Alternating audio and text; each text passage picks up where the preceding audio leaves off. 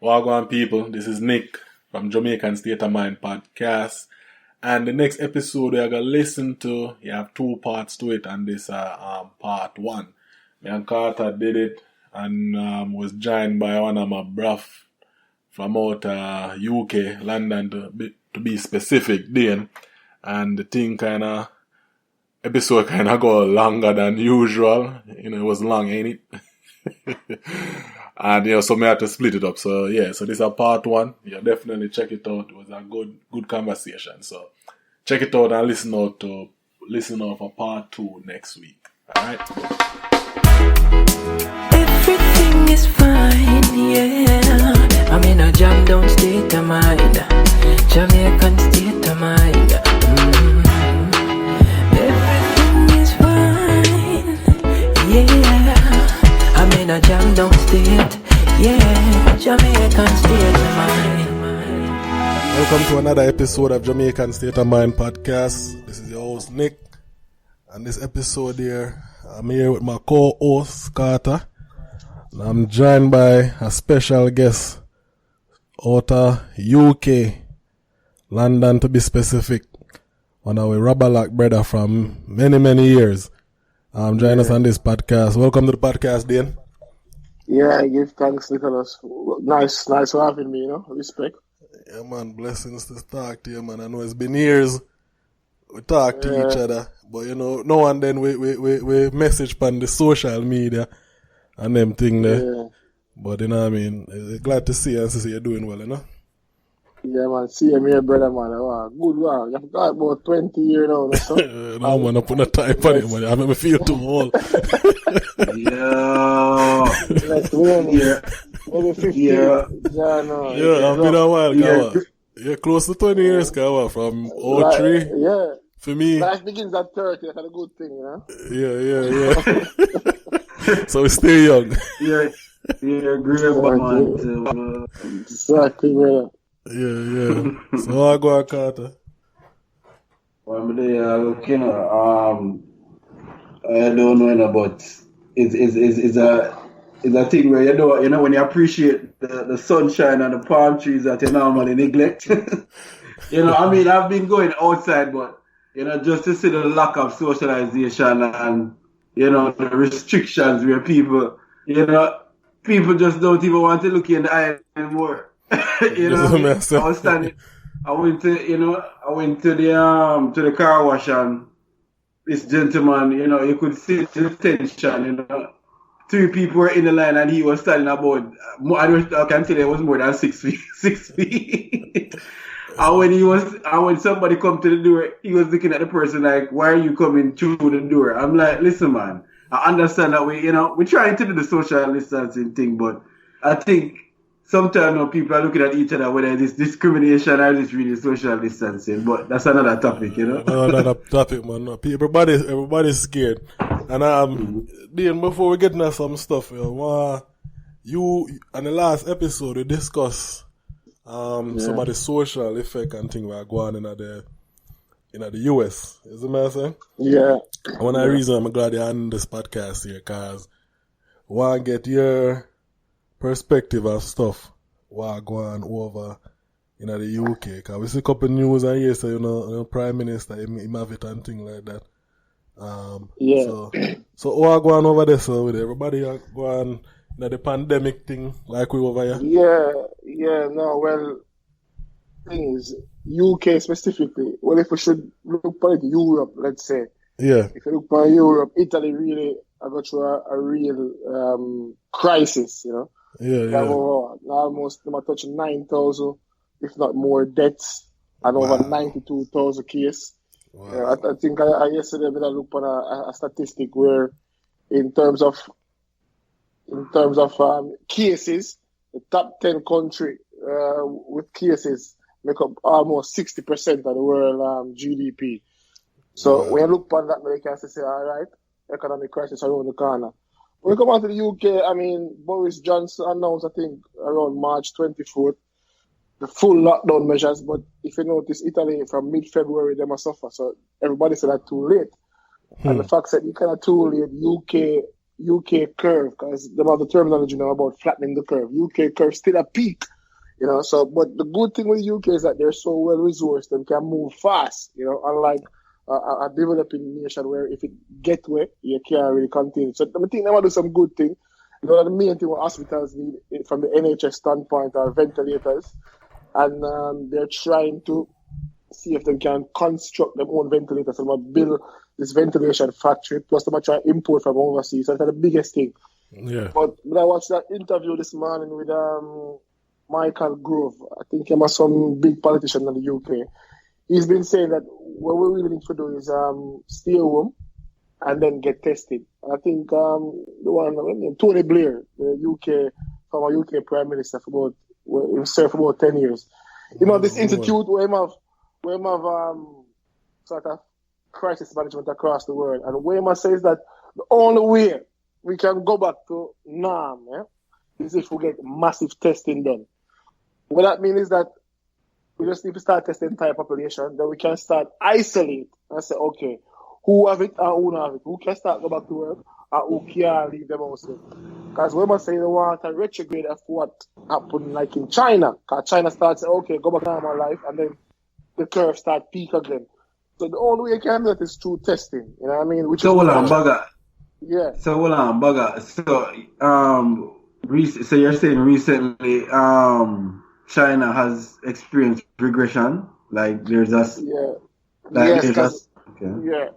So remember you talk about early March, Wuhan. You look on a post from The Economist, the Chinese premier went to the spot where them saw the coronavirus start.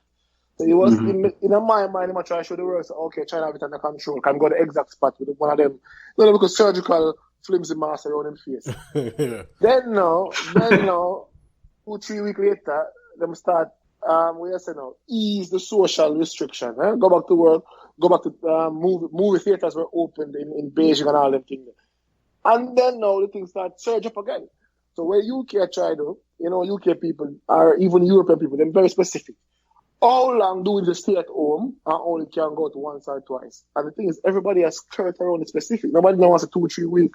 I'm hearing news. I was watching I'm a Chelsea fan, but when I watched this Arsenal fan TV yesterday, where DT and Robbie, the two hosts, DT basically said, the man make sure say disclose. So he's a Chelsea fan.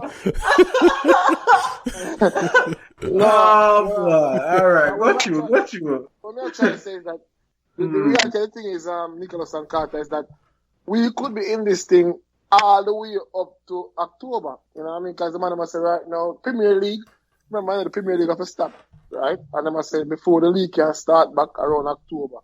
You know what I mean? Imagine that. So then they're in a crisis because not gonna stop, but everything I can catch up on itself in the sense that school not stop, but September new cohort have to come in, so you catch up back for yourself. That's the thing. So I worry about tension and concern, but I think the key thing is people anxious about how long it will last, and no one knows. You know what I mean? Yeah.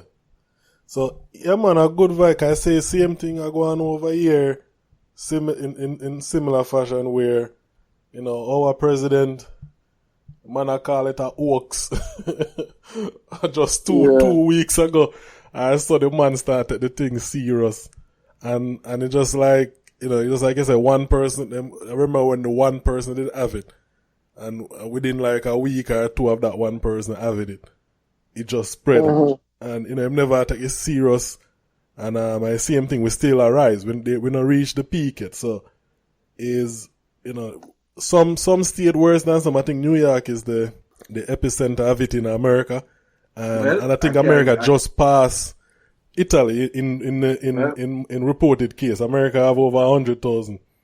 Like 100,000. Yeah, America right now lead. America have 124,600 and something. Italy have 92. So you have to talk about over almost 13,000 cases more in a month. I can give you an even more updated one from CNN, right? Last updated today, right? At 1:10. It says here cases in America 130,385, and then deaths 2,312. Wow. Now New York is the leading state with 59,313 New York cases. have close to But, After New York, but, so, yeah. more than after New York. right? But then you have, but also alarming, they have 965 deaths, and then following them closely is not closely, a big gap. New Jersey is at 11,124, followed by Michigan, 4,659, and California, which is also 4,643. And, Florida, and New Orleans are roll up. It's surprising. The governor of Florida was saying that they're thinking about closing off the panhandle from Louisiana. But according to this report, Florida has 4,238 cases, while Louisiana has 3,540. So I think Louisiana should be shutting us out. But guess what? But although we are almost 700 people more infected, we have 55 deaths, but they have 151 deaths. So I think. So let me get to that something real quick with them statistics that show, especially the deaths, right? There is misleading thing going on with reporting deaths, right? Right. And the media not being totally honest. And cause me as a man, some people go off a headline when them say a headline, or the reporter just says something, but nobody not really go jump in at the details of stuff, right? Cause I saw several cases where what they will do, they report anything. If somebody, let me just get a quick example. This guy, the soccer guy who died from corona, let's say like 24 years or something like that, right? And you will see this 24-year-old died from coronavirus. That's what them putting up. But if you read the article, you find out saying he have leukemia. Exactly. You get what I'm saying? So it's like them report anything associated. So for example, if you already depend life support for something else, and you contract the coronavirus, and say you die, them just say you die from coronavirus. You get what I'm saying? But them not detail the underlying factors and issue prior to you contacting it. You understand? Exactly. It's like if me get corona and die from a car crash, them are gonna relate that car crash to. I think corona. a key thing, Nicholas, is say, for example, Germany almost have 60,000 cases, huh? And them have less than 500 deaths. Because Germany do one of the best containment type, because them are tests. So the key with other Europeans is to say they need to just test more, so they can know the hot spots and do the right containment strategy. So that's what Germany do. Yeah. But in terms of mortality rate, a report from Al Jazeera, if you're over 80, there's a 15% chance that if you catch it, you're dead. Yeah? Between 70 and 79, 8% chance that if you catch it, you might die. Between 60 and 70, 4%. Under 60, between 50 and 60, 1.3. Under that, less than 1%. So you can see that, from an age group standpoint, we know who are the most, let's say, vulnerable to this. But nonetheless, to your point, there's something in statistics called underreporting of the data. So when CNN, like what Carter said, just say, they report, I don't know, over 58,000 cases in New York. Me apply a 1.2% factor to that. Because I say, that's why they report one of the case them we don't know about yet. Yeah. You know what I mean? So anything me see report now, I have it set worse than that. You know what I mean? By at least 20%. Yeah, because that's the one when them can confirm. Exactly. And it, to me, you got two ways in that, right? Like you're right in the sense that it may be much higher, but also, like I said, them report anything, even if the person died from another illness that caused it. But if corona involved in it, them associate them add that to the number too. You get what I'm saying? And I think them doing a disservice by doing that, or maybe them just try to scare. I don't know, but you're right, Nicholas, when it comes down to that, because when you read the actual reports of the deaths, like specifically in North Carolina, they said this 18-year-old died, but then they at the bottom of the article, that's where they went to explain that the 18-year-old had underlying medical issues. You see what I'm saying? So what happened was, COVID-19 did cause complications, but it's not it's not just the primary cause of death. You know what I'm saying? So Exactly. those are some of the things that they're not breaking on the statistics to say, okay, underlying illnesses versus, healthy person. They might make it seem like a healthy 18-year-old got it Right.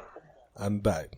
And Right. that's one of the propaganda thing I don't like with it. But even we don't even want to spend time on that much. But like I said, Dean, you're right. It's like if testing is the key, and like if they only can confirm, if they test a amount of people and there's a test shortage, especially in America, them basically if you have symptoms, you know what them gonna tell me, say stay at me yard and quarantine myself. They're not even gonna test me. You get what I'm saying? Exactly. So and then you have the people them who are what them call it, asymptomatic, people them who don't really show no sign. Them can carry it, but they don't show any sign. I mean, this might sound bad, yeah, but from where I sit, it's like at some point, if this continue without a certain timeline of stoppage, the government have to start make some call for how you get back to running the society. So if you test people now and you realize, okay, 19 to 35-year-old, 90% of them asymptomatic, i.e., them have it, but then really have a symptom, them normal, go back to work. You know what I mean? If you're over 65, stay home. Because think about this thing lasting, even touching back into next winter. That's a possibility by some report. You know what I mean? You have to at least, the only way you can go back to normal life is through testing. So you have to improve the testing apparatus in every country. Otherwise, you don't know who have it and who not have it. If you can start getting information around who have it and who not have it, then they can make some judgment call for who can go back to work and who can stay in the yard. You see what I say? No, 100%. But you see, the thing that happen with that, right, in America is, America weird, right? We big on freedom here. We big on like being free for do what we want to do. No government can't really tell us what we can and cannot do. You get what I'm saying? That's how America is a very rebellious country, right? It founded on rebelling against the Queen. You know what I mean? Everybody, the gun rights, if you go down in the South, Texas, and them people, New Hampshire, for them code is live free or die. You know what I don't like with America? You know I don't like with that country in America sometimes. I love the country, I love the people, but it's all men were created equal, which you know that I lie. Yeah. And then them go again, and so I don't even like when we talk about America and them laws and them things, because them too biased. It only work for certain people. Of course, it does. But I'm just saying, I'm just saying for this though, if the federal government and even the governors, them try to impose some martial law or something here, I don't know how it go. Cause American people, them, not America. Like I said, some people, them caught what I say. Educational wise, they're not, majority of the country is not a smart country. You get what I'm saying? Yeah. And we're not saying that disrespectful way, but statistics show there's a lot of American, there's a large percentage that didn't graduate from high school. So them critical thinking skill and you trying to explain to them the fact what we need for doing in order for them are going to go against it completely.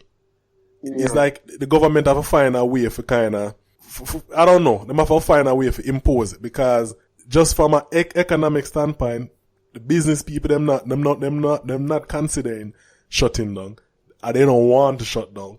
Then people in general just don't like the government tell them nothing. So if we go forward in this country, I don't even know how them are gonna go forward in order to fix it, because you have to first of all you have to shut down everything for tests and for know where you're at, so you can proceed. I think if Americans don't like to listen to what the government say, I think the country might be better off right now, because the government is telling them to do all kinds what they're not supposed to be doing. So I wouldn't mind them don't listen to what the government say in this case. But listen, just to add to both of your points, like for example, so from the English standpoint, your country is roughly how much people in terms of population? Around 60 something million. Right? And alright, so the US is around 320 something million people. Right? We have about roughly 54 states there, about 50 states, man.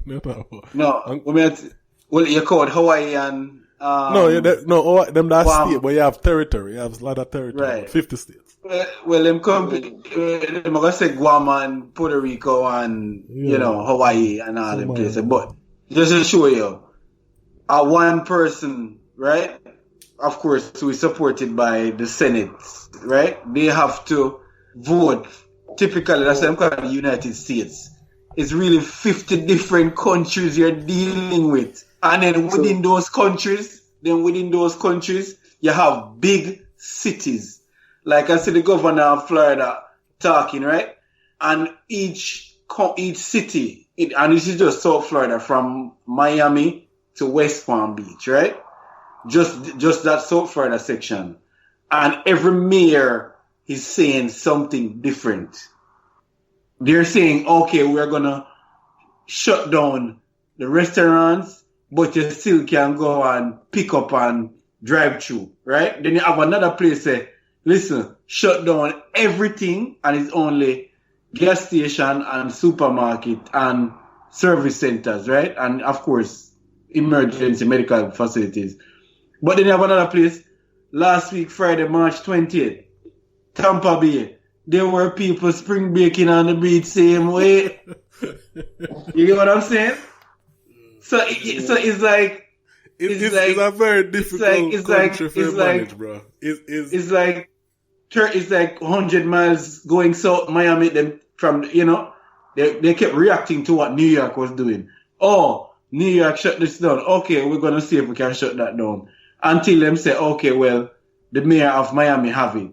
So that is where them start, say, okay, we really need to, decentralize and cut down the business of South Beach. No, but you make a good point, Carter, is that England, UK have just over 60 million, and then you have US with almost 250 million people. Yeah.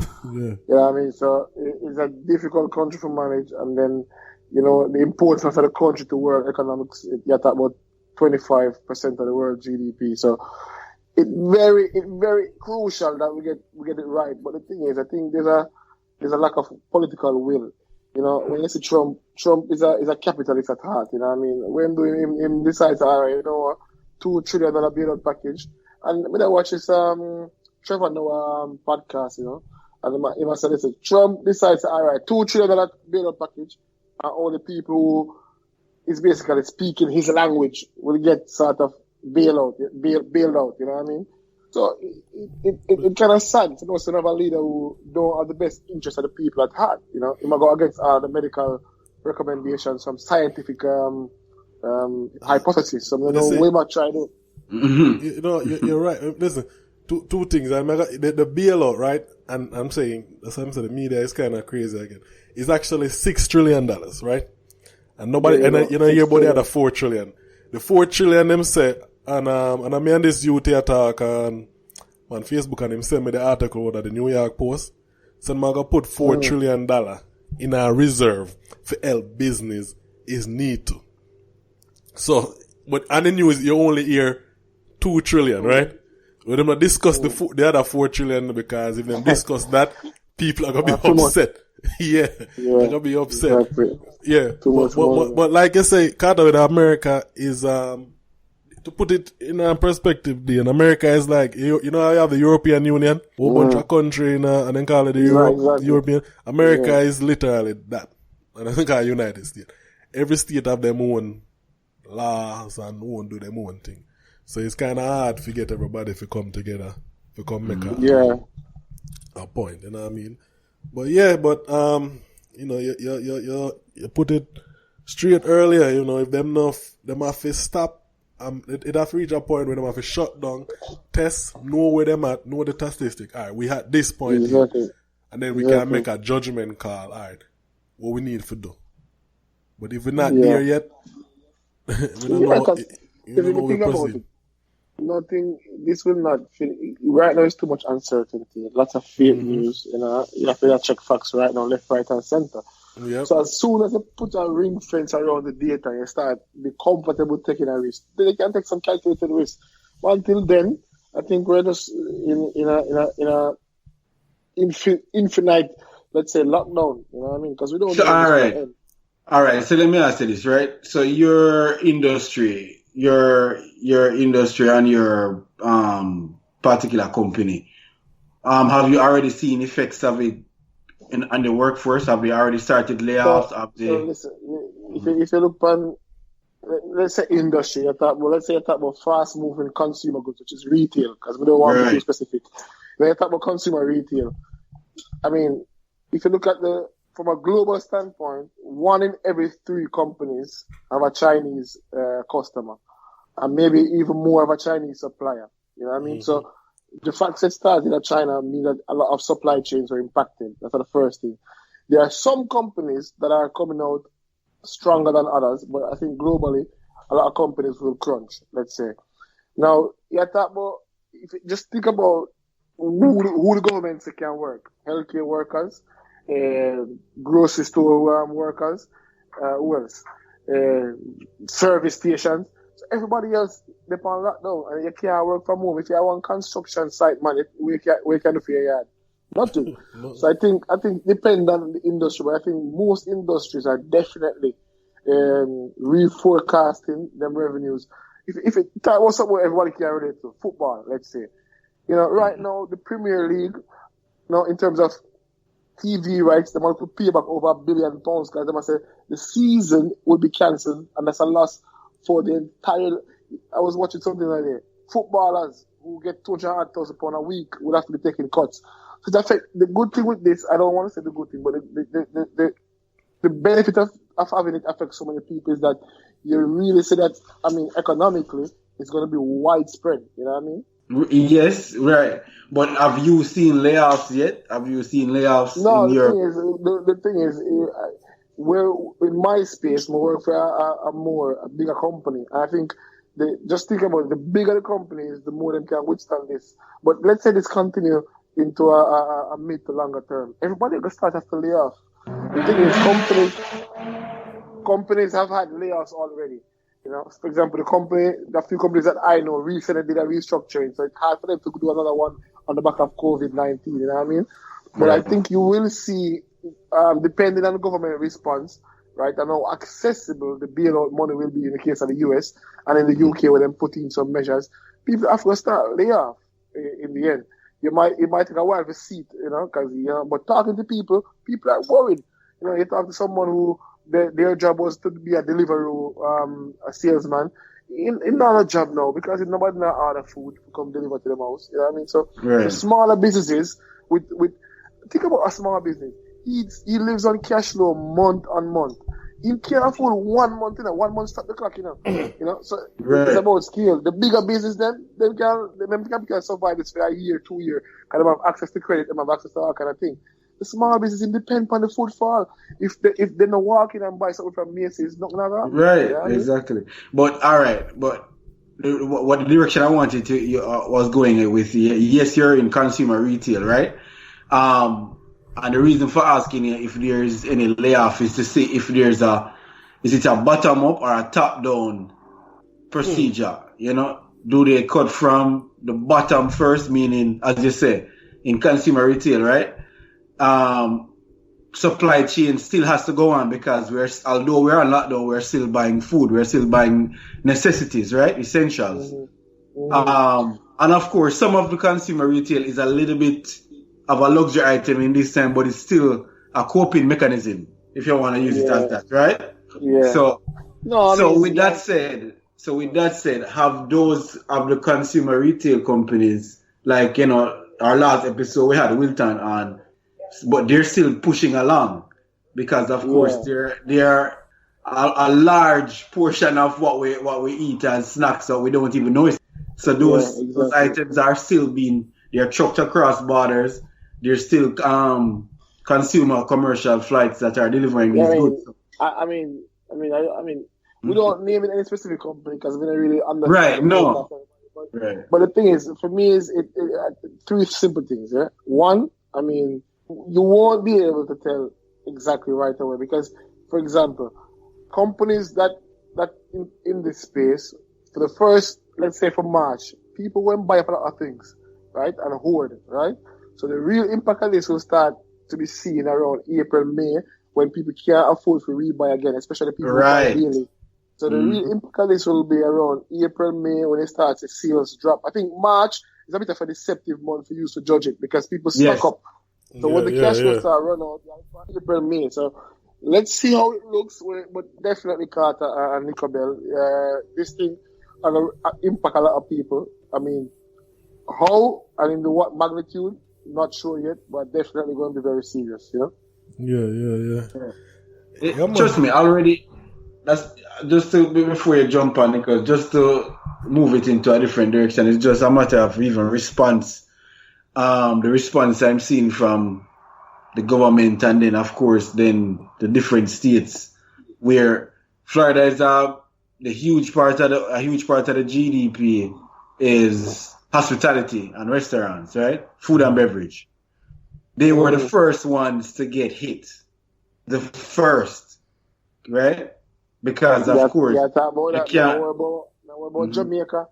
And when we broke, I got deal with because I'm not gonna like kudos to my country because I'm a Jamaican first and foremost. Kudos to them. I remember where I don't remember where I saw the report, but Jamaica is listed as one of the better countries in terms of man, the article came out. Miami Herald. In terms of how they've handled it. Miami Herald. Not being political, not being enthralled, I'm just saying respect to Brogan and how Christopher Tufton, health minister, I think they've done a great job.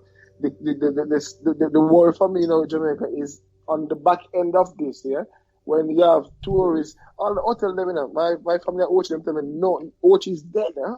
And that's just Ochi. And it's like, so think about it. There's no tourist money coming in. And they were a bit hesitant in the beginning to put a travel ban on the US and the UK because they know that's where them bread butter. And the case that the first cases to Jamaica was from the UK. But they couldn't have just shut down everything because that's where most of the tourists come from. So they did a very good balancing act, saw how it played out, and then they acted just in time. Because it's still been handled well, so I have to give them credit for that.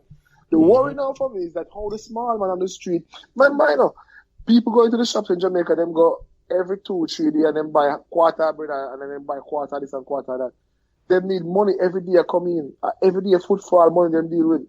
So they not get a salary with them paycheck once a month, 100,000. But I can give you a perspective because my mother do accounts for small business, right? It's a pharmacy slash variety store. No, she's still going to work, right? Because of course they're selling essential items. Exactly. Now, she said that, as you said, just to say that, typically, she said when the first rush, as you said, right? The first panic. And she said on a Tuesday, she reported almost $1 million in sales. You know what I mean? And she was saying that is right. It's just a peak. That's a peak that that peak rush. It's a fake. Right? It's a fake peak. Because typically on a Tuesday she would never even think of bringing in that type of sales. No, right? No, typically that is a Friday, Saturday. Exactly. But she said that the thing is this. Remember, these people, as you said, she said these are the repeat customers. They come in Monday, Tuesday, and by Friday, Saturday, right? They're back in to replenish. But no, they can't replenish. People are not gonna replenish. Exactly. It's sad. Because Jamaica got Tom buy from Peter and go sell to Paul. So exactly. The man who used to go in at the TSC party and him buy 10 bucks a party and him come up on the street side and sell it for $20 more. Now TSC is locked down, so him can't come in. Right. Remember, small and medium enterprise, they don't have access to credit. So the man who has selling TSC party can't go to NCB or BNS and say, listen, I want a 30,000 Jamaican loan for last me 2 months to manage the working capital. Even for managing money daily and trust Mr. Check for 1 2 weeks. While the big man can get a line of credit for 1 3 months. That's what I say. You have to wait a little bit to see what happens. But definitely, right now, early days, the small man, them feel it. So, for example, when you ask me, say, my company or bigger companies, I feel it. Them all right for now. Yeah, they must do them forecasts and adjust like Q4 and Q5 or maybe even next year. So plan it. But the small man, I feel it as we speak. Him can't feed him family. Yeah? The deal. Yeah, but that's what I'm sure you say. That is what I'm here in Florida because listen, restaurateurs and hospitality, food and beverage industry, servers and bartenders. They are daily. Their income is calculated on a daily basis. They are below the minimum wage. You know, they're paid on gratuity. So right there and then when them come in the morning and them say, and the manager said, "Boy, here what? We can't have to go home." And him calculate him income for probably the next 2 weeks at the end of the month, so he can pay rent and mortgage. But then everything else is. But that's one thing what I say, even with the America, the stimulus package them pass, you know what I mean? I'm say I wish them you deal with it better, but you know, based on negotiation between the Democrat and the Republican, that's what them could have get. And one thing I like what them they put in it was unemployment for like gig workers. So gig workers are people who work on the Uber them and the, you know, them Lyft people, you know, them people, and for contractors and them people that are typically part of the regular W2 workforce. You get what I'm saying? Them put that, so them people there, so people that work in a restaurant, the people, all of them people that can get unemployment. But when them add, there was an additional, cause states pay unemployment cheap. Cause I see I go over some with me. And the federal government add additional $600 plus whatever the state pay out. So I did like that in it because it kind of help out a lot of people who would never get the benefit them would have get. You know what I mean? Like as a contract worker, freelance worker, gig workers and them people there. So it kind of help out, you know, at least temporary for now. If you help them. But like I said, when them grant some business loan, no, for small, I think them did like $350 billion for small business. But them call it free, no attachment loan, I don't know, anything strings to the loans them for small business. So small business have access to that type of capital at least here. Nice. Them did a lot of good things, but the part of me don't like now, it's like it's enough for them big company will survive. In America, them big company, them greedy. Cause Boeing, look on Boeing. Boeing already want bailout. Boeing, my youth, Boeing one of the biggest product of different military, have them in the military contract. Them build much plane and them something there. But them want bailout already. American Airlines I look for money. Carnival Cruise I look for money already. Not even a month yet, you know. So from the whole of them I look for money already. But for the $2 trillion, them earmark, because you said 6, so the next one I saw with a 4 go. But they'll talk about the 2 when they put in our face, Yeah. That 2 when they put it in our face.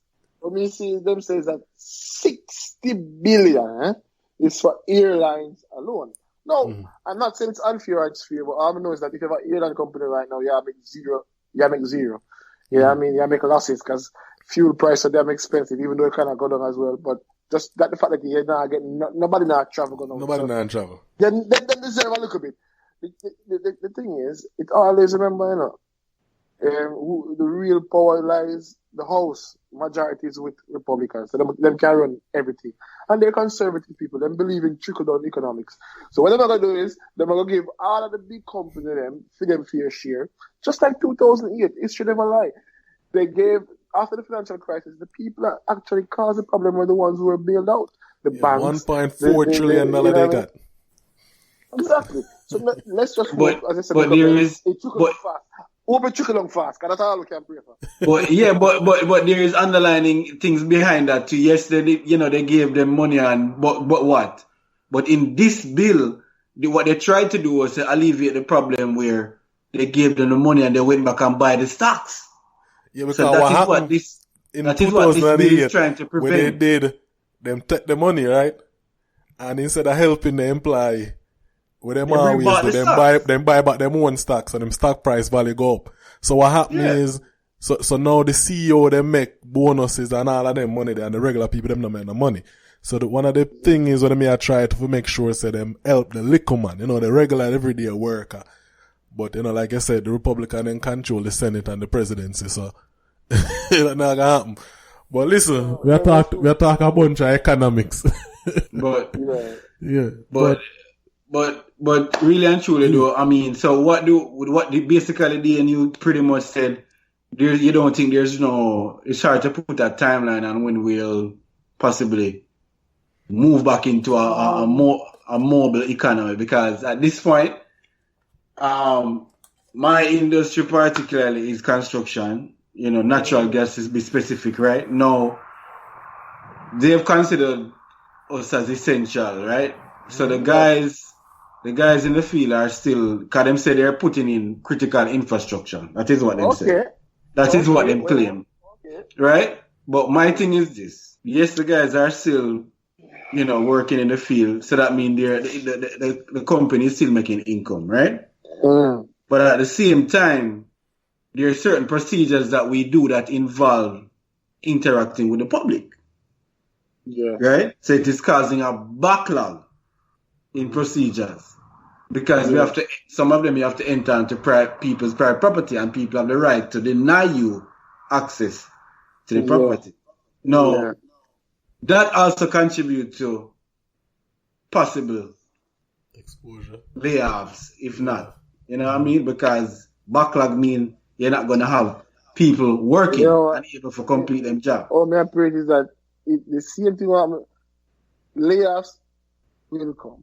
And it's a must, because nobody now make no money. You know what is happening for balance the equation, Nickelback and Carter? I don't know if you guys are the same opinion as me. If somebody from, let's say in your country, the government said stop going out. From that day, you start calculating all your bills. You have the bill, then the mortgage, the credit card. Someone need to pass that pressure as well, because you cannot earn and you have the bank them a pressure. You every service provider still want bill P and this and that. Yeah. So I've heard rumors that, like for example, in the UK they were thinking about if you have spends that you incur from now until this crisis continues, they will waive the interest on those credit card fees. Things like that can help people. You know what I mean? Some of the bank them here doing that, even like if you own car and them thing there. Some bank take that up and not do it. But them can defer your payment and stuff like that. Yes, so some private entity take that up and make that adjustment. But some of them you have to call and ask them, can them not tell you. But we understand, we get it, but we understand a business a business. Like if you're calling them, it definitely help you, but them not advertise it. You see me I say? Like even with my bank, my bank, I log into the app, then me get a notification that me need any help with credit card or whatever. Them have things set up, student loan and all of them things there. The government just suspend paying that back for until September. Them say. You know what? For this to work, when you go online, you can't be clicking through 50,000 pages, and that's the thing. When they do this kind of state kind of company start to help. The poor man still not access it, because when him go online, he have to go through all kind of question and questionnaire and this and that. Them not make it easy. By the time he get to it, he never get the money good. You know what I mean? So them just make sure it's accessible for people. You're right.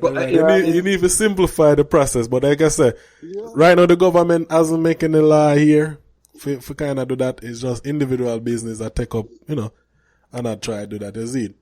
And I try to make the impact where they can. This economic thing so nice and it's so pretty and thing. What me really kind of worry about, as a people, we've never had this sort of restriction placed on our freedom of movement. Imagine this lasts for the next 4 or 5 months. What will be, and it's a psychological case study, what will be the reaction of people afterwards? We have to find some discotheque. But Mama Sita. No, but a serious point you bring up, because the government.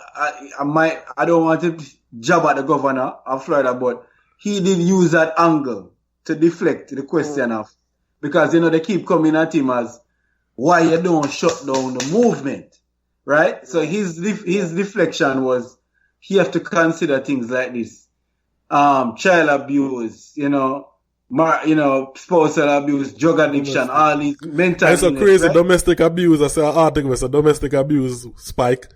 All right, That's company. but you see, but that is what he's using. He's using those social implications to say, listen, to lock down everybody inside, you're going to have repercussions from this. You know? Yes. Then, no, you know what? I mean, bigger cities. I think weed sales have spiked too.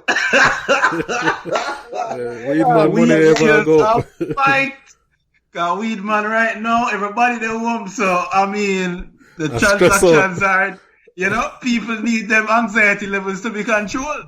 I don't want to put thoughts in anyone's mind, but what I can tell you is that historically, from what I've heard, is that marijuana have certain components that it actually could be quite very useful at this point in time because people are quite anxious at home. Listen, you're talking about big cities like London, with this big bang, New York.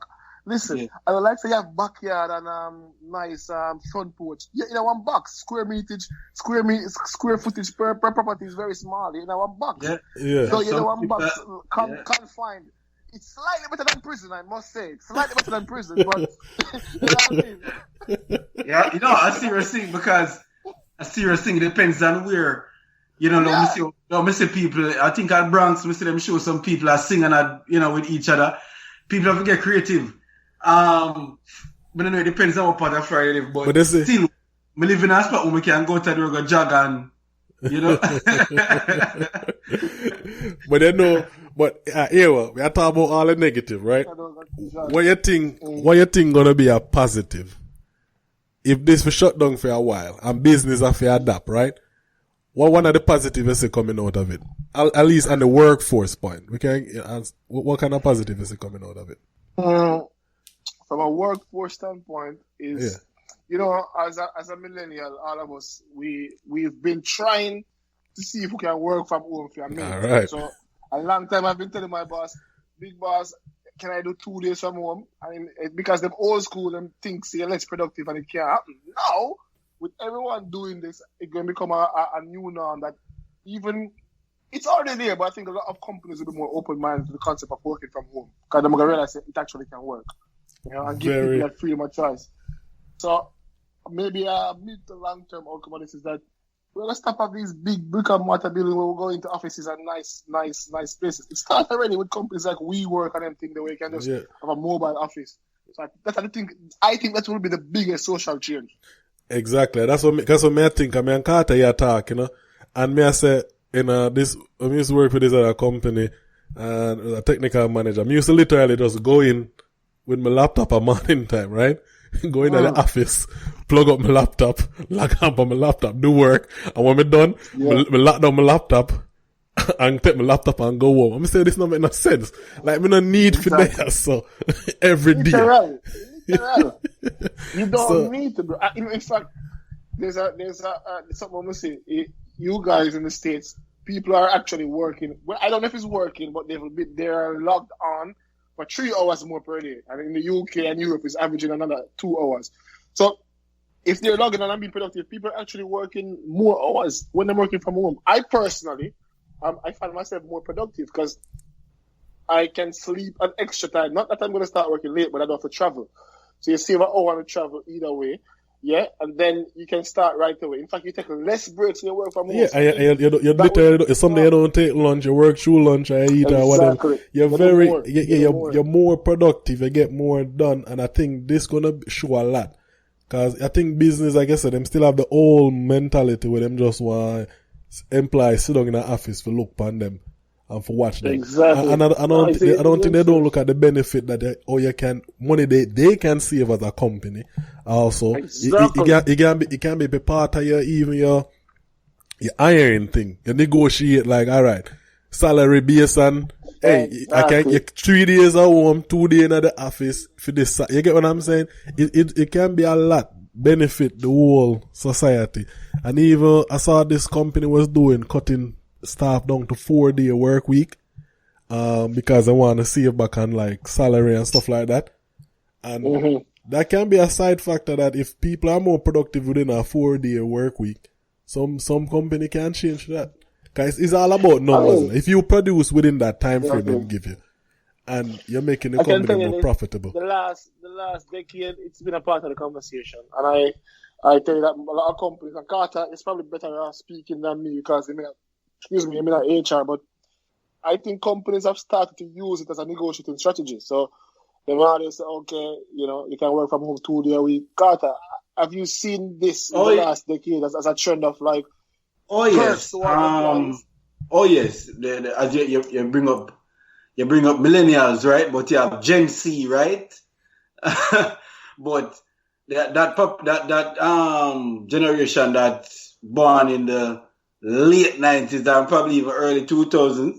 So college, so the process in college recruiting now. You don't go to colleges and talk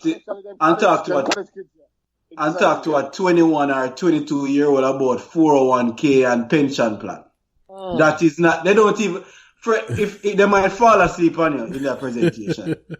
What they want to hear about is work-life balance. That's it. So you see when you tell these young engineers or IT graduates,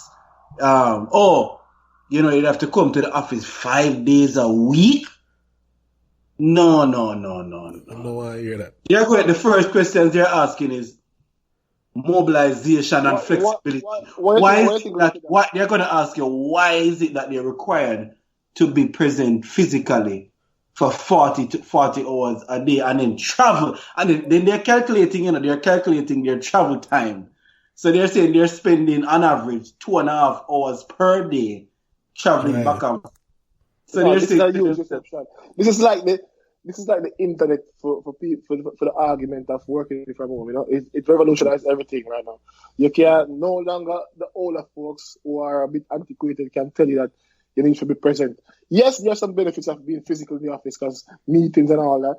But I think it can be. With all these technically Zoom, WebEx, all of these go-to meeting. Yeah. I think just to be clear, it depends on the industry you're working, right? Right. It depends what type of job you do. But the most administrative type of work, marketing, sales, all of them type, you don't need for them in the office every day, Bridget. And and I say it got changed. And I think, like I said, it's been in the conversation for the last 10 years. And even when I just start with Mr. Axe, all right. When I go up into the sky now. Right now, I need for real. Right now, I need for real, dog. I need for real. Brother. Yeah.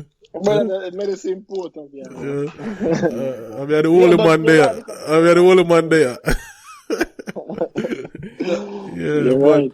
But listen, we don't want to take too long for this guy. Here, back. We want to get into you and your lifestyle. People, me know I enjoy that one day, a lot of corona and quarantine and economics talk right there.